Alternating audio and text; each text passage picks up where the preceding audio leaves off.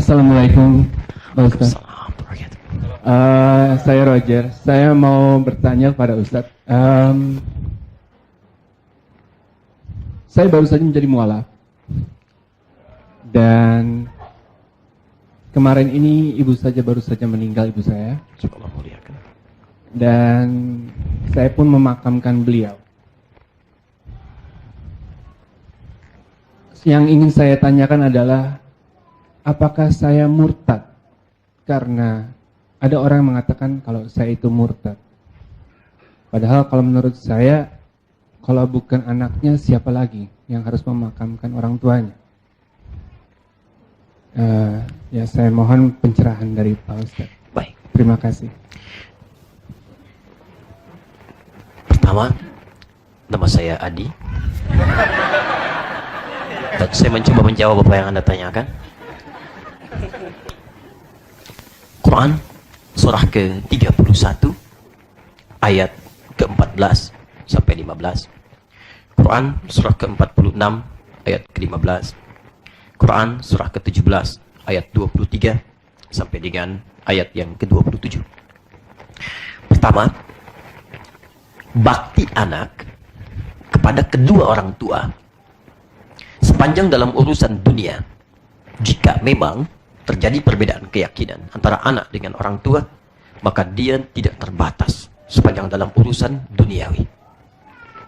Bahkan dalam keadaan orang tua sudah sepuh pun, maka dilarang menyinggung perasaannya untuk sekedar berkata Quran surah 17 ayat 23. Wa qadha rabbuka alla ta'budu illa iyyah wa bil walidaini ihsana. Imma yablughanna 'indaka al-kibara ahaduhuma aw kilahuma fala taqul lahumā uff. Uff itu bisa diartikan perkataan atau yang senafas dengannya. Sesuatu yang mengesankan gestur menolak. Saya bilang sih enggak, cuma nah, sama. Atau gestur yang tidak menyenangkan untuk menyinggung dia. Kaidah ini berlaku bagi yang muslim langsung otomatis. Bagaimana dengan non-muslim kalau orang tua masih ada dan sudah juga kedemikian sepuh, dalam kaidah dunia itu digunakan, masih berlaku hukumnya. Jadi kalau orang tua Anda butuh Anda, nak, jemput mama ya, mama mau ke pasar. Anda katakan, mama, nggak boleh, dosa Anda. Betapa indahnya Al-Quran mengatakan Anda berdosa itu di hadapan Allah. Karena itu urusan dunia yang bakti Anda itu mesti dimaksimalkan. Tahu dari mana ayatnya? Quran surah ke-31 ayat ke-15. Wa in jahadaka 'ala an tusyrika bima laysa laka bihi 'ilmun fala tuti'huma wa shahibhuma fid dunya ma'rufa. Kalau urusan ibadah itu bisa berbeda. Ya, beliau ibadah di tempat lain, Anda di tempat lain. Jangan saling paksa kata Allah. Berikan toleransi. Tapi kalau dalam urusan dunia, berikan kemudian pelayanan terbaik dan niatkan karena Allah. Dan itu bisa jadi wasilah dakwah. Seperti ibunda seorang sahabat di masa lalu, di masa Nabi, mogok makan. Supaya anaknya balik lagi, masuk keyakinan semula. Mogok makan, konsultasi pada Nabi. Apa jawab Nabi? Respon dengan hal yang terbaik. Dia mogok makan, anaknya masakin makanan. Dibuatkan, diberikan kata-kata terbaik. Bukan berpisah. Apalagi mengungkapkan kalimat yang tidak menyenangkan. Nah, antar mama ke pasar ya. Gak mau mama kafir. Nah siapa? Dan bahasa Qurannya ini, apa kamu lupa dia yang melahirkan kamu? Ya, dalam keadaan yang susah, payah, sulit dan luar biasa. Sepanjang urusan dunia, maka lakukan yang terbaik untuk itu. Baik. Kemudian persoalannya, Ustaz, ibu saya meninggal. Inna lillahi wa inna ilaihi raji'un. Tidak ada manusia yang abadi, bahkan kita pun bisa wafat.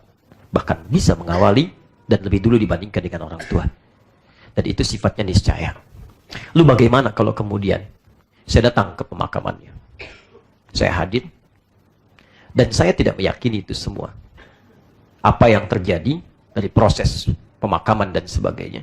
Cuma saya datang untuk menghormati keadaan ibu yang telah melahirkan saya, merawat saya, dan sebagainya. Nabi pernah ada dengan sekelompok sahabat lewat jenazah diusung. Jenazah itu jenazah Yahudi. Jenazah Yahudi, non-muslim. Maka Nabi berdiri. Saat berdiri itu, sahabat bertanya, "Ya Rasulullah, kenapa berdiri? Itu kan orang Yahudi." Kata Nabi, "Saya menghormati keadaannya sebagai manusia yang telah diciptakan oleh Allah Subhanahu wa taala." Indah bukan dalam Islam? Indah kan? Baik. Jadi kalau Anda datang untuk meniatkan misalnya hanya sekedar menghormati, hadir di situ, menampakkan risalah, tapi tidak meyakini apa yang dilakukan dan sebagainya, maksudnya yang lain dan seterusnya, hanya untuk menampilkan bakti terbaik terakhir berjumpa dengan ibu dan sebagainya, itu tidak ada masalah. Dan saya bertanggung jawab dengan apa yang saya sampaikan.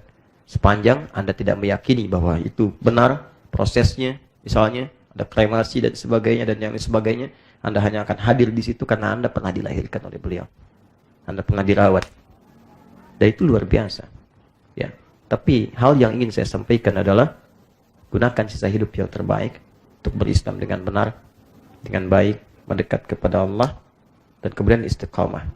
Jika Allah berkehendak baik, pasti akan dibuka jalan-jalan kebaikan lebih indah dari apa yang didapatkan terdahulu.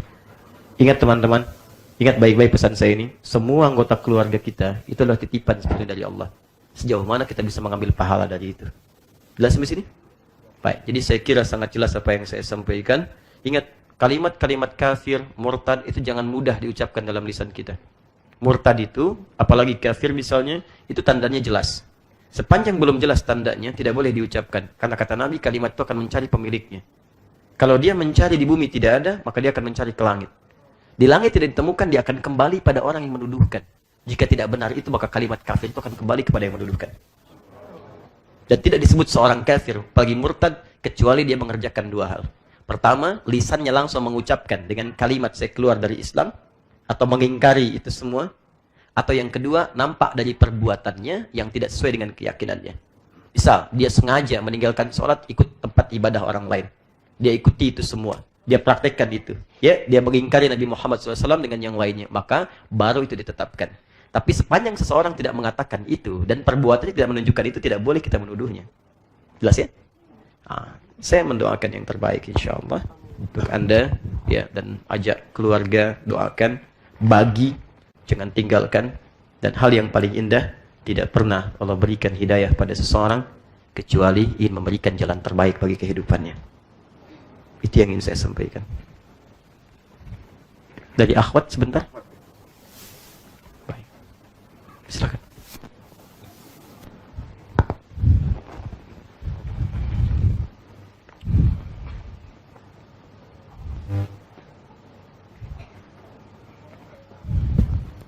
Assalamualaikum warahmatullahi wabarakatuh. Assalamualaikum. Saya mau bertanya Ustadz, menyambung pertanyaan yang tadi karena saya juga seorang mualaf. Baik. Kalau orang tua kita tidak dapat disemayamkan Orang di tua rumah, Anda mungkin? orang tua saya ya, orang tua saya tidak dapat disemayamkan di rumahnya, harus disemayamkan di rumah kita, apa boleh?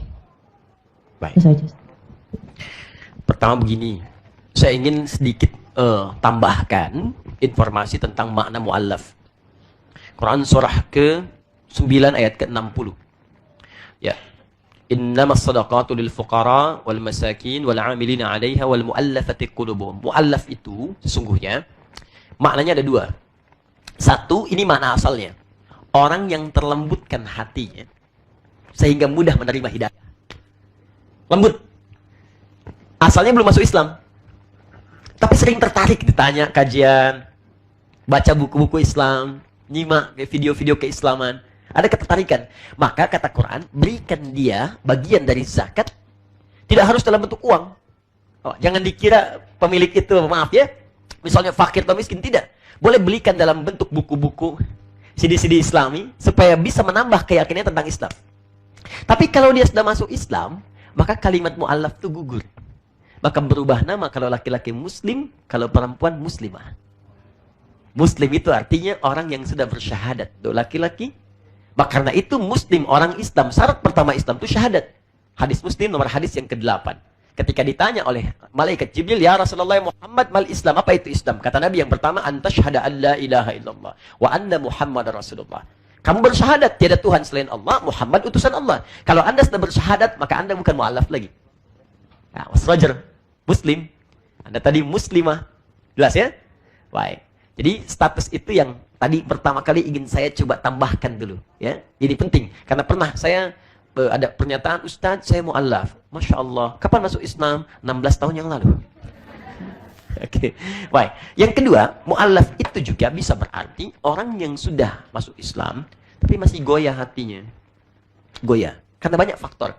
Ditinggalkan keluarga, dapat ancaman, diambil hal-hal yang tadinya bisa dia dapatkan, ya diserang oleh sana sini sebagainya, maka boleh bantu dia bagian dari zakat supaya menguatkan keadaan dirinya untuk teguh dalam keislamannya. Nah, itu yang dimaksudkan. Nah, kondisi tadi bagaimana tidak disemayamkan di tempat yang lain, cuma adanya di tempat saya. Bagaimana solusi yang mesti saya lakukan?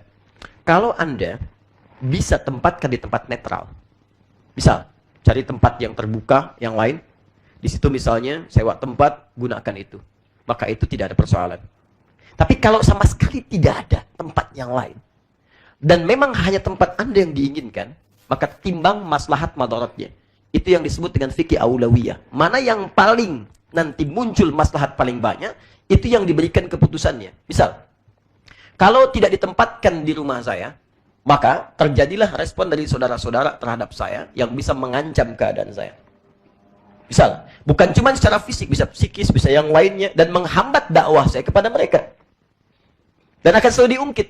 Kalau bicara Islam sama ibu aja nggak ada bakti, ini itu, pinjam tempat aja nggak boleh, macam-macam dan sebagainya.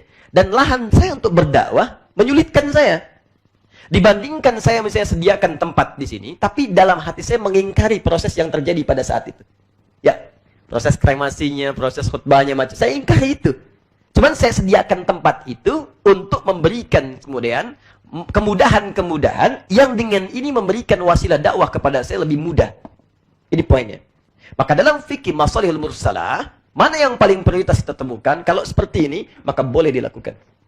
Silahkan, dengan catatan kita mengingkari apa yang terjadi di dalam hati kita, dan dari situ jadikan lahan kemudian untuk berdakwah kepada lingkungan sekitar. Jelas di sini? Apa dalilnya Ustaz? Pernah diperkenankan dari kalangan Nasara, juga sebagian dari Yahudi, untuk beribadah di tempat-tempat di area yang saat itu ada kalangan Muslim, bahkan di area sekitaran masjid mereka menunaikannya. Jelas sampai saat ini? Tapi Umar bin Khattab pernah ditawari dekat Palestina untuk sholat di dalam gereja. Umar kemudian menolak. Kenapa? Bukan karena saya tidak bisa melakukannya, tapi khawatir ke depan jadi fitnah dalam kehidupan bagi masyarakat generasi setelah saya. Ini menunjukkan bahwa di tempat-tempat tertentu dalam hal ibadah bagi umat muslim, bukan hanya di masjid, yang lainnya bisa jadi fasilitas. Tapi persoalan terbesarnya, jika ada tempat yang netral, itu yang lebih bagus. Tapi kalau nggak bisa Anda hindari terjadi dua seperti ini, jangankan cuma tempat, Mbak. Saya katakan, kalaupun bukan tempat, nyawa aja terancam. Boleh lisan mengatakan, saya misalnya bukan muslim. Saya bukan muslim misalnya. Karena nyawa Anda terancam. Apakah Anda muslim? Anda jawab, bukan. Tapi di hati Anda katakan, saya muslimah. Ya, maka yang seperti itu boleh dilakukan untuk menyelamatkan situasi pada saat itu. Dalilnya, Quran surah ketiga, ayat ke-28, paling kanan sebelah bawah. La yattakhidhul mu'minuna al-kafirina awliya'a min dunil mu'minin. Di ujung ayatnya, illa an tattaqu minhum tuqah. Tidak boleh mengambil teman, kerabat, kawan, dan sebagainya yang bisa menyerumuskan Anda pada keburukan dari kalangan orang tidak beriman. Kecuali kalau terancam nyawa Anda, atau terjadi hal yang sangat genting, mendorong Anda nanti terjebak pada keburukan, maka silahkan lakukan, yang penting hati Anda mengingkari. Jelas sampai sini? Baik.